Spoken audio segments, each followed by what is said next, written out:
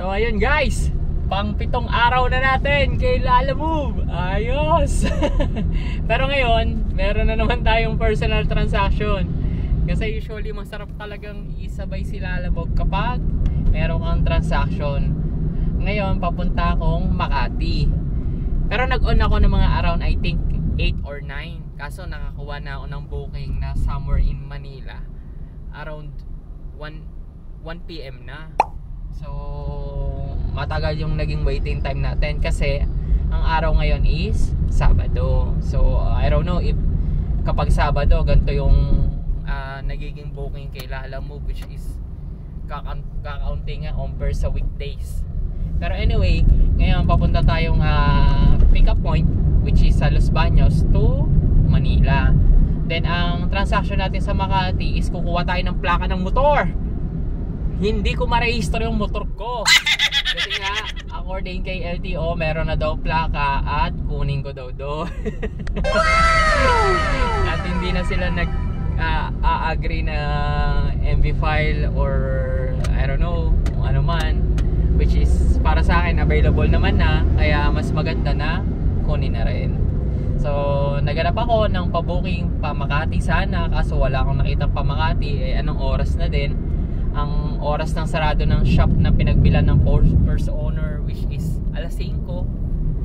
Time check is mag-aalas 2 na, 1:50 to be exact. Kaya yun, ano tayo ngayon, medyo nagmamadali tayo ngayon kasi after nating i-drop sa Manila, tatakboy naman natin yung Makati. Ang ipipick upin natin ngayon is food pa.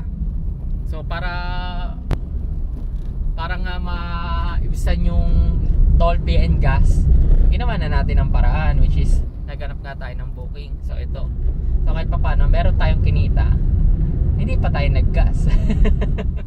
yun lang, share ko lang. So guys, balikan ko kayo kapag na-pick up ko na yung item. Pakita ko din sa inyo. So ciao. May lugar palang ganyan sa Los Baños. So ayun guys, na-pick up na natin yung first booking. First booking natin. Then ayan yun. So Mernels Cake. Then I think na-pick up natin siya around mga 2:30, mga ganon. Then tinawagan ko na yung sa pagpipick up ako ng plaka ng motor. Then according sa kanila, available na. So tama yung hula ko, nandun nga sa Makati. Actually nang hula lang ako kung nandun pa talaga yung plaka ko. Kasi nung nagparehistro ko, tinanong ko kung available na yung plate. According kay LTO, available naman daw. Paano po sino yun? Dahil kay kuya. Well anyway, ayun, available naman daw. Then search ko sa sa website nila, dun sa online inquiry ng plate number. Then lumabas yung branch ng motor ng pinagbilan ko. Ngayon, para sila kasing Motor Central, di ba? Ang Motor Central, napakaraming branch. Ang lalabas lang dun sa website is Motor Central lang. So para ma-determine ko kung anong branch ng RKP sa akin, para ma-determine ko kung anong branch ng RKP, Trading Motorcycle Center, Chubanes, bumasi ako dun sa sa address ng owner na pinakamalapit dun sa RKP branch. So nahula ako. Then eto na nga, tama ang hula ko, sa Makati siya. Tinawagan ko yung Makati branch. Telephone number pa nga, nagpa-load ako ng 50. Then according sa kanila, nandun na. Kaso nga lang, hanggang alas 5 lang. So time check is 2:49 na. Then according kay Waze, makakarating tayo dun sa branch nila is 4:17. So hoping na umabot tayo, kasi sayang naman yung biyahe. Kasi yun lang talaga yung pinaka main purpose. Di naman, syempre main purpose din natin kumita, pero masasayang yung almost kalahati ng purpose natin kung hindi natin makukuha yung plate number natin. So update ko kayo guys kung makukuha ko ba ang plate number ni Kim. Yan yun, si Kim. Let's go. So guys, hindi na nga pala ako kumuha ng pang double booking natin. Although wala naman din lumalabas na pa Manila. Pero if ever na meron lumabas, di ko nakukuhanin kasi nga medyo rush tayo sa oras. Kaya yun, priority muna natin tong plaka, saka i-drop tong ano natin, yung booking natin. Then after natin ma-drop yun, saka makuha natin yung plaka, saka tayo kumuha ng double booking pabalik. Kumbaga doon tayo bumawi kahit papaano. So let's see kung ano yung mangyayari sa pang-pitong vlog natin as a Lalamove driver / sabay na personal lakad para sulit ang biyahe. Let's go! So ayun guys, time check is 4:43 na ng hapon. At na-drop na natin tong first booking natin. At syempre, na-pick up na natin ang ating plaka. Yay! Then ngayon naghahanap tayo ng booking pa south, pabalik sa bahay. So hopefully makakuha tayo ng kahit isa o dalawa para doblado ang ating toll fee if ever. So check lang tayo guys, hintay tayo. Then nandito ako ngayon sa Manila. Daming booking kaso walang pa south, mostly pa north. So ayan, wait lang tayo. Ciao. So guys, time check is 5:58 na ng gabi. Ngayon lang tayo nakakuha ng booking. At ang kagandahan dito, ano siya, malapit siya sa home base natin. So I think around 5 to 6 kilometer nandun na tayo sa home base. Aso nga lang, ang mode of payment na naman is Lala Credit. Kanina Lala Credit uli, tapos ngayon Lala Credit uli. Sana ma-withdraw ko siya ng mabilis kasi may mga nababasa ako na medyo matagal daw ang pag-withdraw o pag-cash out kay Lala Credit. I don't know. Pero magagamit ko rin naman siya kasi doon binabawas si Lalamove yung mga commission niya. Kaso nga lang ang taas na ng Lala Credit ko pagka natapos to. I think 1,700 na. So kailangan kong maka-around almost 10k. Tama ba? Kasi sa 2k, kasi sa 10k 2k ang commission, di ka? Kasi 20%. So kailangan maka 10k akong finish sa booking bago maubos yun. Ano lang naman, saying that our Lala Credit is 2k na. So yun, update ko kayo. Pero ang sabi naman ni customer, ito ay aircon lang na window type. So madali na tong ikat ka. So sana makahanap pa tayo ng isa pang booking. So yun yung pinaka main goal natin. Then inform ko naman siya na magbabayad ng toll fee. So yun, update ko kayo ulit kapag nakahanap ako ng booking or na-drop ko na tong second booking natin. Kasi kaya lang naman tayo ano din ngayon is gawa ng kumuha nga tayo ng plaka. Yun yung pinaka-main kasi magpaparehistro tayo at hindi marehistro ang ating motor. So ayun guys, update ko na lang kayo. Ciao! So ayun guys, nandito na tayo sa Skyway. Wait, uwi na.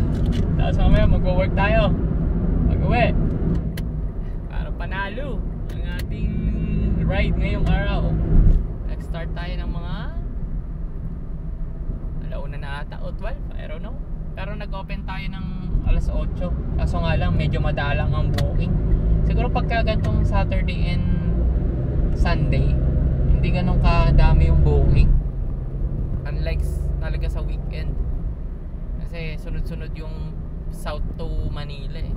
Tapos south to north, gano'n. Minsan maabot pa ng Pampanga. Kanina may nakita ko Subic eh. Kawalan nyo Subic ah. Awit yun.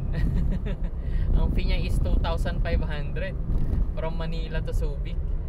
I go, ouch. Paano kayo makakabalik nun? Siguro kung may kakilala ko dun, matutuluyan. Kahit mga ilang araw, pwede pa. So wala eh. Subic ah. Toll fee nun. Tapos gas pa. So kailangan talaga may sure na balikan ka. Kasi matatalo pagka ganun. Hindi naman ganun kadami yung booking. I think pagka sa Subic area, bandang papunta na yung Olongapo eh. Layo na.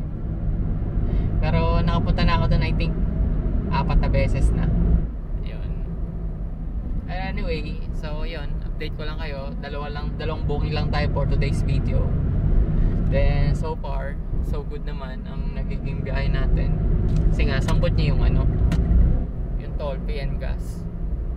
So magiging na lang natin dito is natin maka-cash out itong puro Lala credit, kasi total of 1,700 to. Isa naman cash out siya ng mabilis, kasi last time may around 300 pesos ako eh. Hindi ganun kabilis na cash, ay nare-reject pala yung cash out. Kaya siguro madalang ang nagre-receive ng hindi ganun kaunahan kapag ang mode of payment is Lala credit talaga. So yun lang, share ko lang. So dito na tayo sa Skyway papuntang, I think ang pinaka first natin is Sukat Bikutan. Hindi, Sukat pala. Skyway. So yun, sakto to pag uwi natin sa bahay. Time check is 6:17 na. Siguro mga alas 8, gutom na. Sakto, kain na. So let's see, update ko kayo. Isang buwang lang tayo, kasi ang main purpose talaga natin is yung yung naging main purpose natin sa ngayon is itong ang plaka. So yun, share ko lang kapag Sabado sa Linggo hindi ganun kadami ang long drive talaga. So kung kayo ay maging style nyo is long drive, much better na bumiyahe kayo ng weekdays para solid. So ngayon ay uwi na. Let's go. So papi, wag mo namang kalimutan mag-subscribe. Please lang. Saka mag-like ka na rin. Like mo tong video na to para may pampagana tayo sa ating mga videos na paggawa. Kasi ang hirap mag-edit eh. Yun lang papi, yun lang ang aking hiling sa iyo. Subscribe, like, tas comment ka na rin kung may sakaling may mga tanong ka, para naman kahit papano meron tayong interaction ba. Hindi ka lang nood dyan papi. Tanong ka lang din dyan. So yun, ciao. So ayun guys, time check is 7:14 na. Nandito tayo sa may Kalamba at bumili tayo ng favorite nating Dokito Chicken. Ayan, 95 pesos. Tara, dinner muna tayo at nakakagutom para pag uwi naman tayo, work from home. Then after nun, mag-edit tayo ng video.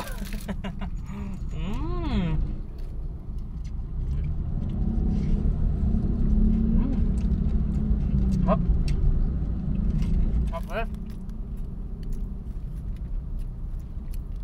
Favorite ko talaga. Kasi yung unang release ng Jollibee na crunchy chicken chicken talaga. Ngayon ang sinaserve na lang nila chicken fillet. Ewan ko ba kung bakit nila binago. Pero ngayon nakahanap ako, si Andox meron, which is ito nga 95 pesos lang, masarap pa.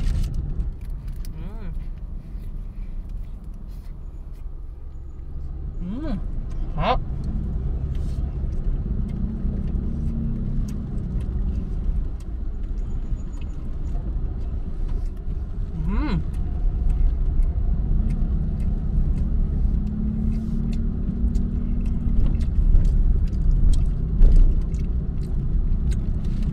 Medyo maalat nga lang. Ba't maalat to? Pero dahil sa breading. Dati naman di maalat to eh.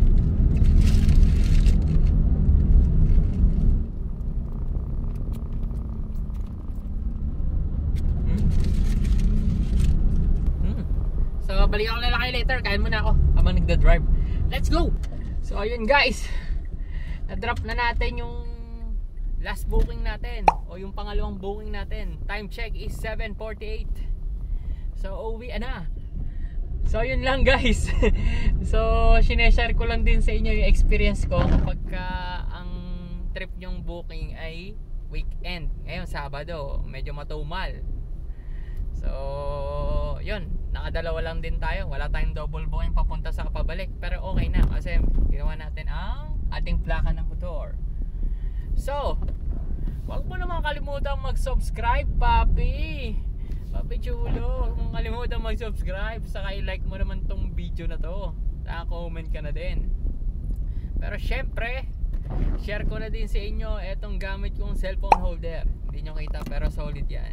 Syempre kailangan natin to kapag tayo ay naglala-move. So yun lang guys. Check nyo sa description na yung gamit kong car cellphone holder. Almost a year ko nang gamit yan. Hanggang ngayon gamit ko pa din. Kaya recommended ko talaga yan. Kasi kapit na kapit yung phone. Kumbaga sa mga gantong lakaran natin, kailangan natin ng GPS. So sa huli ng video, nandun na naman yung ating summary kung magkano ba ang ating nagastos. Saka natipid na rin. So, ciao! See you again in the next vlog. Bye-bye! So guys, ito na ang mga naging bookings natin. Yan, dalawa lang yan. Then ito ang napagas natin. So, nga pala, kaya ganyang kalaki yan kasi before ako bumiyahe niyan, nagpunta pa ako ng Quezon, balikan. So, I think ang araw ng total ng tinakbo natin, nakalimutan ko lang picturean, around 200 to 210. So, yung 210, let's just say na 210, divide natin yung 18.29 na liter na napagas natin. So, ang KPL natin ay around 11.5. So, round up na natin. So, medyo mataas na. Pwede na. Tapos, syempre, divide lang natin yung kinita natin dun sa napagas natin. Then, ang kinita natin ay 288. Malit lang, no? Pero kasi nagpunta tayo ng Quezon Province, balikan. I think ang nagas din nun, naglalaro ng around 500 to 600. So, ang assuming kita natin ay 800 pesos. Pero syempre, less pa natin yung maintenance na 300. Syempre, kailangan natin magtabi ng 300 pesos para sa biglaang gastos kay Kim since na nilalalamove nga natin siya. So, ang toong kinita natin talaga is 500 pesos. Pwede na. Pwede na. Actually, kasi meron naman tayo sinabay na personal lalakad. So, ayun guys. Subscribe ka naman. At like mo na din tong video na to. Pampagana lang. Para naman dire-diretso ang pag-upload natin ng mga gantong vlogs. So, hanggang sa muli. Paalam!